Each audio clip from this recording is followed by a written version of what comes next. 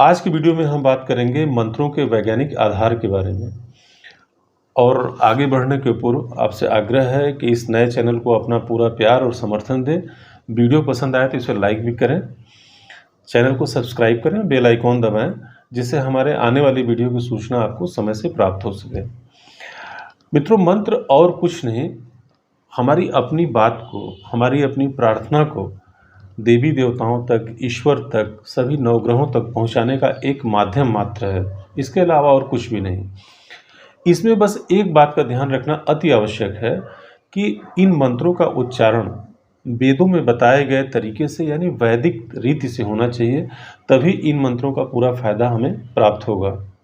अन्यथा जैसे सारी चीज़ें निरर्थक हो जाती हैं। अगर गलत प्रयास जैसे आपने किया तो निरर्थक होता है। इस तरह से अगर गलत ढंग से आप उच्चारण करते हैं मंत्र का, गलत ढंग से करते हैं मंत्रों का पाठ, तो इनका कोई फ़ायदा आपको नहीं मिलने वाला। यानी वैदिक रीति से ही इनका उच्चारण होना चाहिए। बस इस बात का ध्यान विशेष तौर पर रखना आवश्यक है। मित्रों, आपने तानसेन का नाम तो सुना होगा। तानसेन जी जब राग मल्हार गाया करते थे तो बारिश होती थी। तो यूं ही बारिश नहीं होती। हर राग को गाने का एक तरीका होता है। उस तरीके से गाने से ही जो आप एक्सपेक्ट कर रहे हैं वो चीज़ें प्राप्त होती हैं। संगीत के बारे में यदि आपकी थोड़ी सी भी रुचि होगी तो आप जानते होंगे कि भोर से लेकर और मध्य रात्रि तक विभिन्न राग गाए जाते हैं। यानी हर समय के लिए अलग राग होता है, और जब उस समय पर उस राग को गाया जाएगा तभी उसका एक प्रॉपर इम्पैक्ट सुनने वाले के ऊपर आता है। अन्यथा जैसा मैंने बताया कि मंत्रों को अगर आप गलत ढंग से उच्चारण करते हैं तो एक निरर्थक प्रयास होता है। इस तरह से संगीत में भी है। आप में से कुछ लोग निश्चित ही विज्ञान के छात्र रहे होंगे, यानी फिजिक्स के। तो फिजिक्स के अगर आप छात्र रहे हैं तो आपने लॉ ऑफ रेजोनेंस पढ़ा होगा, यानी अनुनाद का नियम। अनुनाद के नियम में शब्दों की आवृत्ति के बारे में बात की गई है। यानी हमारी हर हरकत से एक आवृत्ति पैदा होती है और वो आवृत्ति अपना काम करती है।